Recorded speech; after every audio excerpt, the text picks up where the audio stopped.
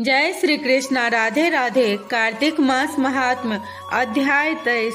धर्मदत्त ने पूछा, जय और विजय ने पूर्व जन्म में ऐसा कौन पुण्य किया था जिससे विष्णु भगवान का रूप धारण कर उनके द्वारपाल हुए।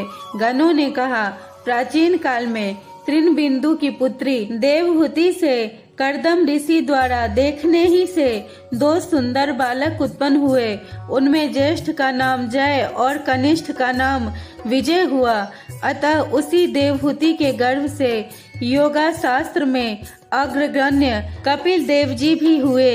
जय और विजय दोनों सदा भगवान की भक्ति में तत्पर, संपूर्ण इंद्रियों के कार्यों को विष्णु भगवान ही में लगाने वाले और बड़े धर्मात्मा हुए।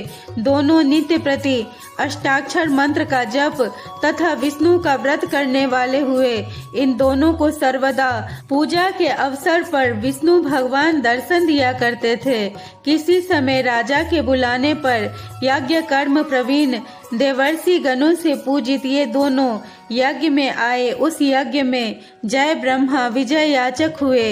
यज्ञ की विधि पूर्वक समाप्ति हुई। मरुत राजा ने यज्ञांत स्नान करने के अनंतर बहुत सा द्रव्य दिया। यज्ञ दक्षिणा लेकर जय विजय अपने आश्रम को आए।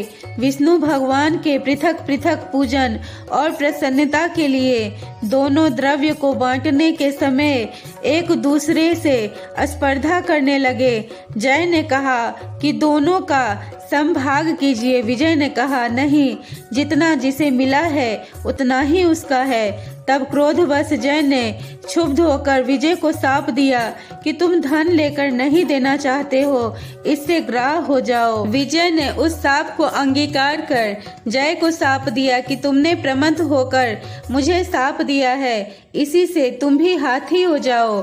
तब नित्य पूजा के समय आए हुए विष्णु भगवान से शाप का वृतांत कहकर दोनों ने भगवान से शाप मोचन का उपाय पूछा। जय और विजय बोले, हे देव, हम दोनों आपके भक्त हैं, ग्राह और हस्ती की योनि में कैसे होंगे। हे कृपा सागर, इस शाप से उद्धार कीजिए। विष्णु भगवान ने कहा, मेरे भक्तों की वाणी कभी असत्य न होगी, यमराज भी इसे अन्यथा नहीं कर सकेंगे। पूर्व काल में भक्त प्रहलाद के कहने से मुझे स्तंभ से प्रकट होना पड़ा और राजा अम्बरीश के कहने से 10 अवतार लेने पड़े। अतः तुम दोनों अपने किए हुए शापों को भोग कर फिर मेरे लोक को प्राप्त होगे।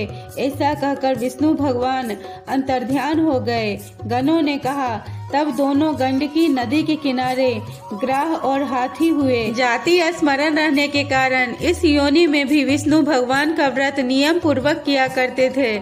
एक दिन कार्तिक की पूर्णमासी को वह हाथी स्नान के लिए गंडकी नदी में गया। तब पूर्व के योनि साप का स्मरण करते हुए ग्राह ने हाथी को पकड़ लिया।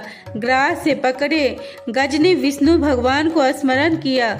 इतने में शंख चक्र गदा पद्मधारी विष्णु भगवान वहां प्रकट हो गए। तब उन दोनों ग्राह गज को अपने सुदर्शन चक्र द्वारा उद्धार किया और उन दोनों को अपने समान रूप देकर विष्णु भगवान वैकुंठ लोक को ले गए।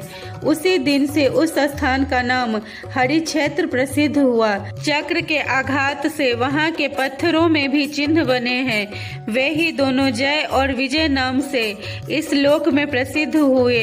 हे द्विज, विष्णु भगवान के प्रिय द्वारपालों के विषय में जो आपने प्रश्न किया था उसे मैंने कहा। इसी कारण हे धर्मज्ञ, तुम भी ईर्ष्या और द्वेष को छोड़कर नित्य विष्णु भगवान का व्रत करो।